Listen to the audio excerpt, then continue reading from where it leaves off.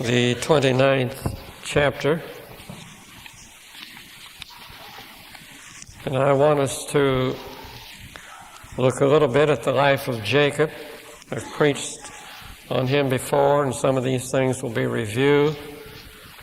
But we're trusting God will help us. I was thinking as I was even sitting here on the platform of the Word of God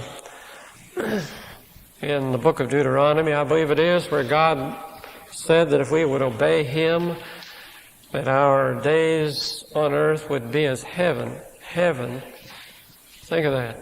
That God's desire, if we would obey Him, His desire would be that it would be just like heaven living down here. Now, I can hardly take that in. This is God's plan. When He put Adam and Eve in the garden, He planned such beautiful things for them, a marvelous, beautiful garden to them. This was God's plan. But when the devil came along and tempted them, Adam and Eve felt that they knew more than God. And so they lived under a curse. God said, "Cursed is the ground for thy sake." In other words, God just didn't curse the ground. It was cursed because of Adam. It responded to him. And we have been living under that curse. I know that the curse was removed at Calvary, but we must go to Calvary ourselves personally to get it removed. And I marvel that we could be so insolent to think we know more than God. And yet God's desire for us would be that we should have such perfect, beautiful, wonderful lives. This is God's desire. But you know, we're living in a day and generation when self-assertion has come through to where everybody is demanding their rights. We're living lives of self-assertion. And in the government, in churches, in homes, in families, and to where life is a turmoil instead of like heaven. Actually, in many homes, it's closer to living like hell. I'm trusting that what I want to do is to look at this man Jacob this morning and see. You see, God put these characters in here to show us some truths about ourselves, not just to give us history, but to show us something about ourselves and our lives. And I want us to look at this man Jacob. This man is a man that loved God, and look at the heritage that he had. Who could ask for anything better? His father, Isaac, his grandfather, Abraham. Who could ask for anything better than that? And yet, let's look at the life of this man. I want us to start here with the 29th verse. It's beginning. He had just deceived his father and had taken his brother's blessing. And yet we see that God had let down a wonderful ladder to heaven from heaven, and the angels ascending and descending upon it. And God had met him there and promised him that he would be with him. And now Jacob, it says in this 29th chapter, says, "Then Jacob went on his journey and came into the land of the people of the east." The scholars tell us here in the Hebrew, this "went on the journey" meant to lift up the heels, or he was so delighted that he kicked up his heels, as it were, and went on his journey, very happy about the situation. And this man had every possibility of having a beautiful marriage and a beautiful home, if anybody did. And yet we see in the life of Jacob a man who lived under deep frustration most of his life. I look at this and I marvel at this. And I think of how many Christian people could have beautiful lives, but they're living under deep frustration. God never planned. If we could listen to God and obey Him, but so many times we listen as Adam did to the devil. We listen to the devil, and we live lives of such self-assertion that we cannot live the way God wants us to live. I thought as I listened to Dr. Kennedy on TV some time back. He was talking about marriages and home and the difficulties there are in home. And he said, what ought to be, if you're having a problem in the home, to go to a marriage counselor, what you ought to do, instead of telling him how bad your companion is, list all the good things and tell him how good they are. It might make a difference. So I want us to look at Jacob a little bit here, this dear man. He lived such deep frustration. And many of the great truths of the Bible are hard to get a hold of because they're contrary to human nature. And I'm trusting that God will help us as we look at these. I'm glad for the story of Jacob because it throws a little light on our pathway. And although Jacob made many of his own choices, God himself helped him out of his difficulty. Isn't God merciful? I think probably every one of us in here have been in trouble of some kind or other, but God has come to our rescue.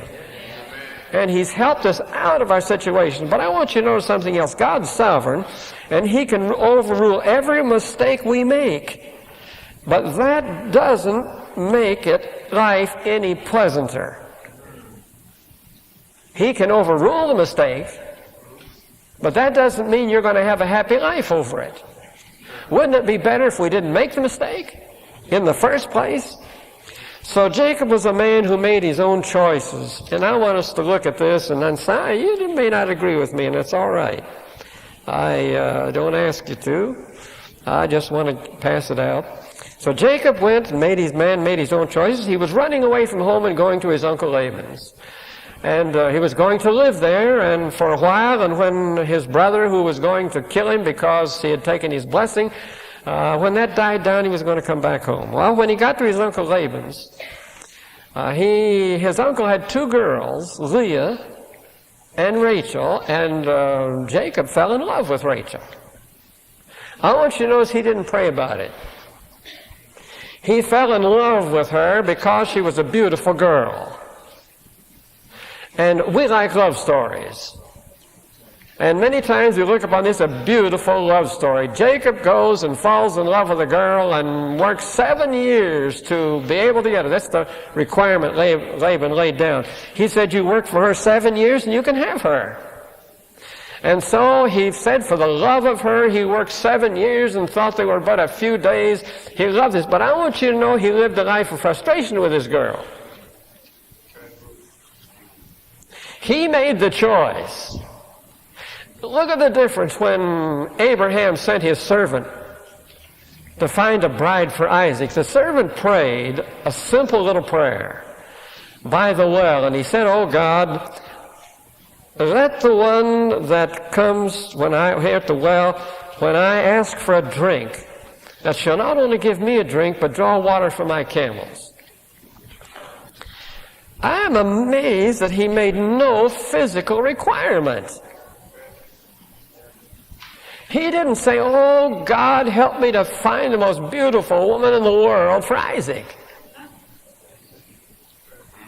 And yet, how many people want that as a requirement?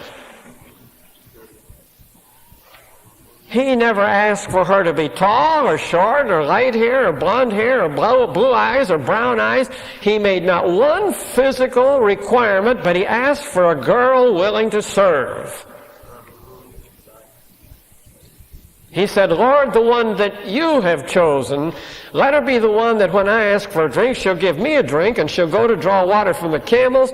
Also, she'll be willing to, and this is the only requirement he made. I want you to notice he was wanting God's choice. But Jacob here made a choice of his own. And he chose Rachel. He fell in love with her beauty. It said she was a beautiful girl. But it's interesting, he had deceived his father, and so the deception came back on him. And you know the story, you remember the story, when it came time to be married. Why, Laban put the older girl, Leah, said she was weak in eyes, tender, meaning weak in eyes, and her appearance wasn't as beautiful as Rachel's, but I want you to know that Leah was God's choice. Clara Bishop brought that out so beautifully. And we can see that it was God's choice for one reason. The line of the Messiah came through Leah. And that's enough evidence. But also, we see also that here, that all of the major kings of Israel came through Leah, through Judah, came through Leah. And all the priesthood came through Leah. And yet Jacob chose Rachel. And because he did, and yet isn't God merciful? God still would have given them a beautiful marriage if she would have known the message of self-denial that you've heard preached to you over and over again from our dear brother Helm, a message of self-denial. And many times we've turned and said we've heard that message enough, but it's the answer today to the happiness of homes. Oh, I trust we don't get tired of that message. If Jacob had have known it, and if Rachel would have known it, she could have had a beautiful marriage. Even then, God overruled and gave her a marvelous son of Joseph. God's merciful. He doesn't stand over us and beat us down if we've made mistakes of different kinds. He's still merciful, and he would have given them still a beautiful marriage had they practiced self-denial and known that message that you and I know. But she didn't know it, and Jacob didn't seem to know it. And so as a result, we find that they lived a miserable life, and they wouldn't have had to. Many people that are living miserable lives wouldn't have to. If we could listen to God and obey God, instead of self-assertion, practice self-denial, what a difference it would make. Some of you read, or at least have heard, The Sound of Music, and you know the story of Maria. And in her book, I was reading some in her book, and she tells in there that the husband she married, while she lived with him, all she could see was the disappointments, the frustrations, and she did not know until he died that he loved her so much. And then it dawned on her, this man that I had been married to loved me so much, and I never knew it. What a tragedy. Isn't it something that we can often live with a companion, but we can get taken up with some of the difficulties rather than to see the qualities in them? You see, Jacob couldn't see in Leah what God saw in her. God saw something in Leah that he really wanted as a wife for Jacob. But Jacob couldn't see what God saw. Wouldn't it be wonderful if we could see in each other what God sees? Oh, it'd make all the difference in the world. So Jacob lived a life of frustration, and he finally, when he saw, it was during the marriage, Leah had been slipped in, they married with veils over, and in the morning when he awoke, he realized he had been married to Leah instead of Jacob. And he said to Laban, what is this you've done? And Laban said, well, it's not the custom in our country to marry the younger before the elder. The elder must be married first, so you work another 7 years, and you can have Rachel. That he did. But dear ones, as I look in this story of Jacob and marvel that this man lived such a life of frustration when he could have lived either, both, in happiness with either Leah or with Rachel. But anyway, let's look at just a little bit the difference here. When he married Leah and Rachel in the 39th or the 30th chapter, God saw the 29th chapter that Leah was hated, was hated. So he opened her womb, and she bore 4 sons immediately for Jacob. And starting in the 30th chapter, it says that when Rachel saw that she bare Jacob no children, Rachel envied her sister and said unto Jacob, give me children or I die. And Jacob's anger was kindled against Rachel. This is the love story.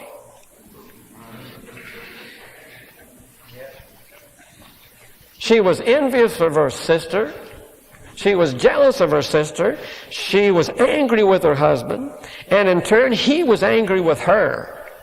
Jacob was angry. His anger was kindled against Rachel. This is the wonderful girl that was so beautiful that he loved. He's angry with her. And he said, in God, he said, and am I in God's stead, who hath withheld from thee the fruit of the womb? And she said, well, behold my handmaiden, go in unto her. I want you to see the turmoil that came in this home, because she would not accept what God had given. And she would not deny self, but asserted herself. So she said, all right, if I can't have children, then go in, here's my handmaid, marry her, and she'll bear children for me. And she did that. And then Leah saw the same thing. She said, well, here's my handmaid, take her. I want you to see the turmoil in this home. This is the beautiful love story. But oh, how different. Either way, if Jacob could have denied self and taken God's, or even had Rachel and Jacob denied self and walked with God, God still would have given them a beautiful marriage. If she could have submitted the situation up to God, Jacob loved Rachel.